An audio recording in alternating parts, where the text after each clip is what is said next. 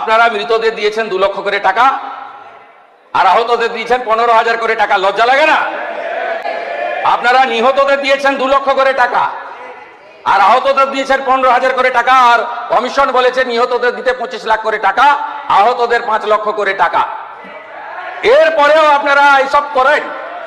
আমি এই রিপোর্ট পেশ করে আহত এবং ক্ষতিগ্রস্ত পরিবারকে বলবো, আপনারা যদি ফ্রেশ এফআইআর করতে চান সে সুযোগ বর্তমান সরকার দেবে। সব তথ্য আমার কাছে আছে, তথ্য আমি বের করেছি। পাবলিক ডোমেনে আসা উচিত, বিধানসভার টেবিলে আসা উচিত, এবং আপনারা যা যা ধ্বংস এখানে করে গেছেন এটা পশ্চিমবঙ্গের লোককে জানানোর দায়িত্ব আমাদের সকলের। আমরা সে কাজটা করব। 21শে জুলাই আন্দোলনে যারা দেহ রেখেছেন, মারা গেছেন, তাদের বিদেহী আত্মাকে প্রণাম করে, আহতদের প্রতি সমবেদনা জ্ঞাপন করে, আর দোষী খুনি তাদের বিরুদ্ধে ব্যবস্থা নেওয়ার জন্য আপনাদের আবেদনকে মর্যাদা দেওয়ার অঙ্গীকার করে, আর যারা আপনাদেরকে ব্যবহার করে এমপি হলো, এমএলএ হলো, মন্ত্রী হলো, মুখ্যমন্ত্রী হলো, চার্টার ফ্লাইটে চললো, হেলিকপ্টারে আকাশে থাকলো, বাড়ি গাড়ি সম্পত্তি করলো, দুবাই গেল, সিঙ্গাপুর গেল, আমেরিকার হপকন্সে চিকিৎসা করালো, তাদের থেকে আপনারা দূরে থাকবেন করেছেন। এবং কার নির্দেশে পুলিশ গুলি চালানো হয়েছিল সেই প্রকৃত তথ্য প্রকাশ করতে অস্বীকার করেছেন। মহাকরণ থেকে সমস্ত প্রাসঙ্গিক নথিপত্র কেন পাওয়া যাচ্ছে না তা গ্রহণযোগ্য বলে মনে করা হয়নি। তখনকার মুখ্যমন্ত্রী কে ছিলেন, যিনি কালকে কালীঘাট তৃণমূলের কর্মসূচিতে হয়তো যাবেন। তিনি তথ্য সরবরাহ করেননি, তিনি একটাও নথি দেননি, কারণ ওনার পাওয়ার মিনিস্টার ফেঁসে যাওয়ার প্রভূত সম্ভাবনা ছিল। সবচেয়ে বড় যিনি সাক্ষী হিসেবে নিজেকে দাবি করেন, প্রাক্তন মুখ্যমন্ত্রী মমতা বন্দ্যোপাধ্যায়কে কমিশন ডাকার প্রয়োজন মনে করেনি। হয়তো আলাদা করে বলে দিয়েছিলেন যে আমাকে ডাকবেন না। সবাই উপস্থিত হয়েছেন, কেউ কেউ কোশ্চেন হিয়ারিং এর উত্তরও দিয়েছেন পাঠানো প্রশ্নের। একজন রিফিউজ করেছিলেন যে আমি সাক্ষী দিতে যাব না, তার নাম হলো প্রাক্তন অপোজিশন লিডার 2001 থেকে 2006 প্রয়াত পঙ্কজ ব্যানার্জি। আগামীকাল 21শে জুলাই,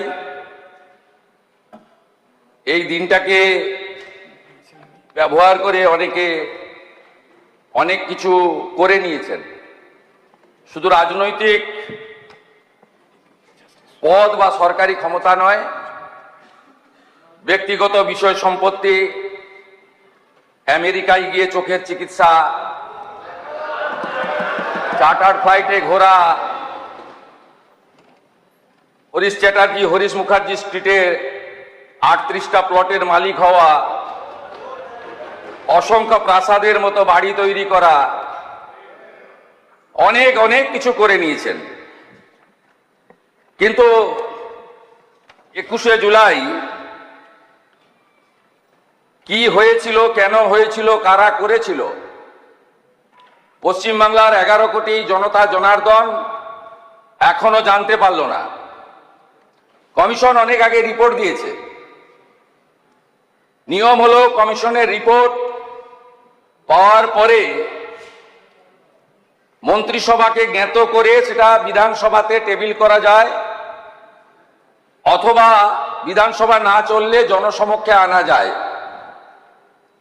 যেহেতু বিধানসভা চলছে, তাই আমি অন্য কোনো প্ল্যাটফর্ম থেকে এটা করতে পারি না। বিধানসভা আমাদের কাছে মন্দির, গণতন্ত্রের সবচেয়ে বড় মন্দির। সেই বিধানসভাতে আমি এটা সচিব মহোদয়কে দিয়ে দিলাম আপনার অনুমতি নিয়ে। সেখান থেকে যারা চাইবেন অপারেটিং পার্ট চিঠি করলে ফটোকপি পেয়ে যাবেন, যা নিয়ম রয়েছে। বিচারপতি Sushanta Kumar Chatterjee, commission of inquiry, স্বরাষ্ট্র রাজনৈতিক দপ্তরের বিজ্ঞপ্তি নম্বর 6256 P/44/12/11, তারিখ 4/11/2011, রাজ্য সরকার কর্তৃক গঠিত 1993 সালের 21শে জুলাই মহাকরণ অভিযানের তদন্ত। কমিশনের পর্যবেক্ষণ সুপারিশে পরে আসার আগে এই কমিশন কাদের কাদের ডেকেছিল, মোট 44 জনকে ডেকেছিল। এর মধ্যে উল্লেখযোগ্য কয়েকটি নাম আমি আপনাদের কাছে রাখছি। 1 নম্বর, লেট বুদ্ধদেব ভট্টাচার্য, প্রাক্তন মুখ্যমন্ত্রী প্রয়াত। Shri N Krishnamurthy, chief secretary দিদেন। শ্রী মনীষ গুপ্ত, হোম সেক্রেটারি দিদেন। Tusharkanti Talukdar, commissioner of police, সব ওই সময়ের। Shri Kanwaljit Singh, joint commissioner of police. Rajkamal Johri, joint commissioner police. Shri Dinesh Chandra Bajpayee, additional CP. Shri Prabir Kumar Das, ex OC Hastings. Shri DN Biswas, ex DC headquarter. Shri Siddhartha Ray, ex DC CD. Shri DK Ghosal, ex sergeant. Shri Kiriti Sengupta, x DC SB. Shri Biman Bose, left ফ্রন্টের যিনি chairman ছিলেন, সম্ভবত সেই সময় CPIM এর সম্পাদক ছিলেন। শ্রী সোমেন্দ্রনাথ মিত্র, শ্রী প্রদীপ ভট্টাচার্য, শ্রী মঞ্জু কুমার মজুমদার, শ্রী প্রভাস ঘোষ, শ্রী বিশ্বনাথ চৌধুরী, শ্রী সরল দেব, শ্রী কিরণময় নন্দ, শ্রী তপন সিকদার, ডক্টর ওমর আলী, শোভনদেব চট্টোপাধ্যায়, পঙ্কজ ব্যানার্জি, মদন মিত্র, সৌগত রায়, রুমা মুখার্জি, রীতা মুখার্জি, অনিন্দ জানা, রাজীব বসু, শুভম দত্ত, অমিত ধর ইত্যাদি, মোট 44 জন। সবচেয়ে বড় যিনি সাক্ষী হিসেবে নিজেকে দাবি করেন, প্রাক্তন মুখ্যমন্ত্রী মমতা বন্দ্যোপাধ্যায়কে কমিশন ডাকার প্রয়োজন মনে করেনি। হয়তো আলাদা করে বলে দিয়েছিলেন যে আমাকে ডাকবেন না। সবাই উপস্থিত হয়েছেন, কেউ কেউ কোশ্চেন হিয়ারিং এর উত্তরও দিয়েছেন পাঠানো প্রশ্নের। একজন রিফিউজ করেছিলেন যে আমি সাক্ষী দিতে যাব না, তার নাম হলো প্রাক্তন অপোজিশন লিডার 2001 থেকে 2006 প্রয়াত পঙ্কজ ব্যানার্জি। তিনি বলেছিলেন, তার স্টেটমেন্টে ইংরেজিতে রেকর্ড করা আছে, তাই আমি ইংরেজিতেই পড়ছি। When summoned by the commission as the first victim of the 1993 agitation, where he sustained head injury, that means late Pankaj Banerjee, expressed his inability to depose and gave a statement to the media that I believe that the person solely responsible for the firing was none other than the Home Secretary Monish Gupta. But the culprit has been given a berth in the Mamata Banerjee cabinet. It is quite apparent why the commission could not take his name or hold Monish Gupta responsible. The commission did it under the direction of the powers that be. এই স্টেটমেন্টটা উনি দিয়েছিলেন Times of India 1/1/2015। কমিশনকেও জানিয়েছেন internally, আর পাবলিকলিও বলেছেন। আর বাকিরা গেছেন। এই কমিশনের যে ইনকোয়ারি রিপোর্ট, সেই ইনকোয়ারি রিপোর্টে কমিশন যে মূল অবজারভেশনগুলো দিয়েছে, যা এটাতে আছে, পি নীরজ নয়ন, প্রিন্সিপাল সেক্রেটারি। এটাতে আমি বাংলা করে আপনাদেরকে বলছি। 1, আইন অনুযায়ী প্রয়োজনীয় যথাযথ নির্বাহী তদন্ত, এক্সিকিউটিভ ইনকোয়ারি হয়েছিল বলে কমিশন মনে করে না। সম্পূর্ণ নির্বাহী তদন্ত প্রক্রিয়াটি ন্যায্য, যথাযথ, সরল বিশ্বাসে সম্পন্ন হয়েছে বলে প্রতীয়মান হয় না। নির্বাহী তদন্তের রিপোর্ট এবং সংশ্লিষ্ট অন্যান্য রিপোর্টের অনুপস্থিতি বিচার বিভাগীয় পর্যালোচনার আওতার বাইরে চলে গেছে। ফলে পুলিশি গুলি চালানোর যথার্থতা প্রমাণিত হয় না।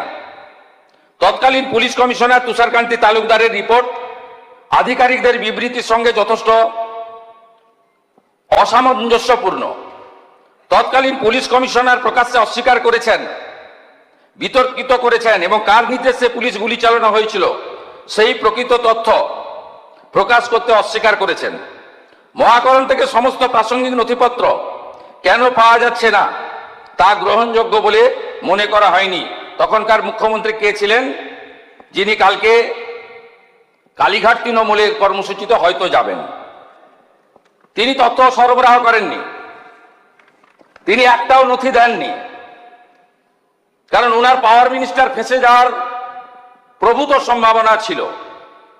5, সমস্ত জনসাধারণ, মাননীয় নেতৃবৃন্দ, সাংবাদিক ও পুলিশ আধিকারিকদের বিস্তারিত সাক্ষ্য প্রমাণ থেকে সেই সাক্ষ্যের প্রমাণ মূল্য বিচার করে কমিশন বিচক্ষণতার সঙ্গে দেখতে পেয়েছে যে রাইটার্স বিল্ডিং থেকে বহু দূরে অবস্থানরত জনতাকে নিয়ন্ত্রণ করার জন্য গুলি চালানোর প্রয়োজন ছিল না।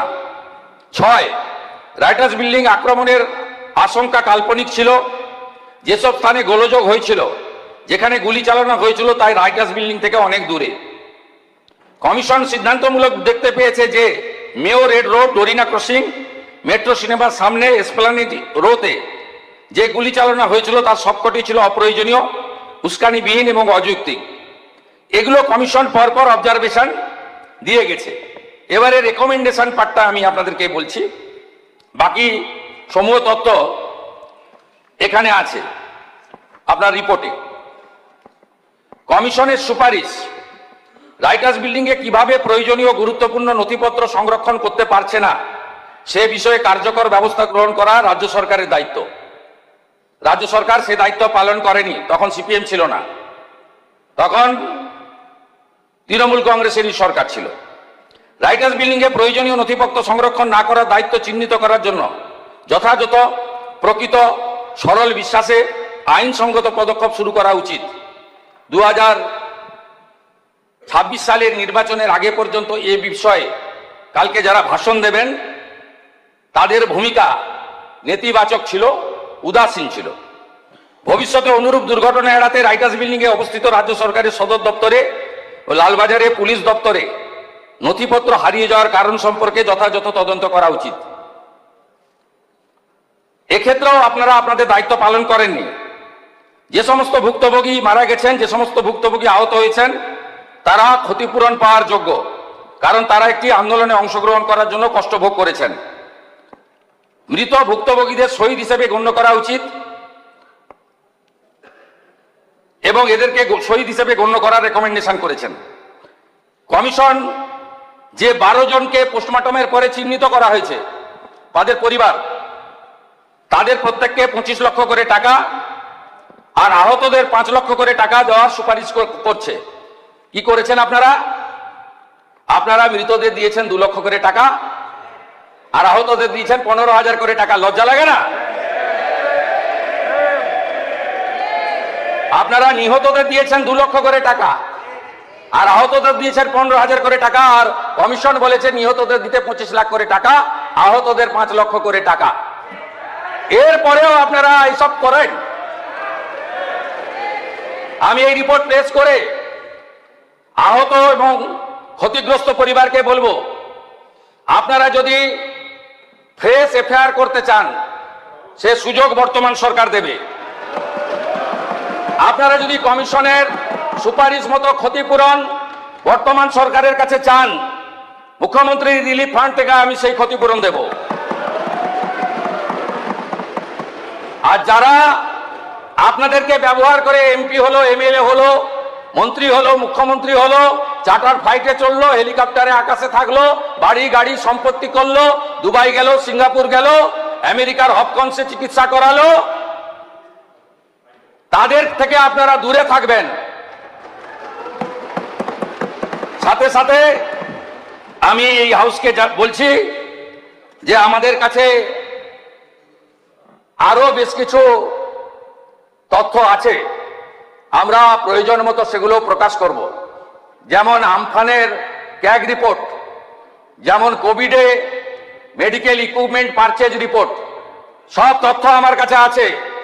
তথ্য আমি বের করেছি, পাবলিক ডোমেনে আসা উচিত, বিধানসভার টেবিলে আসা উচিত, এবং আপনারা যা যা ধ্বংস এখানে করে গেছেন এটা পশ্চিমবঙ্গের লোককে জানানোর দায়িত্ব আমাদের সকলের। আমরা সে কাজটা করব। এবং আমি আরেকবার 21শে জুলাই আন্দোলনে যারা দেহ রেখেছেন, মারা গেছেন, তাদের বিদেহী আত্মাকে প্রণাম করে, আহতদের প্রতি সমবেদনা জ্ঞাপন করে, আর দোষী খুনি তাদের বিরুদ্ধে ব্যবস্থা নেওয়ার জন্য আপনাদের আবেদনকে মর্যাদা দেওয়ার অঙ্গীকার করে আমার কথা শেষ করলাম।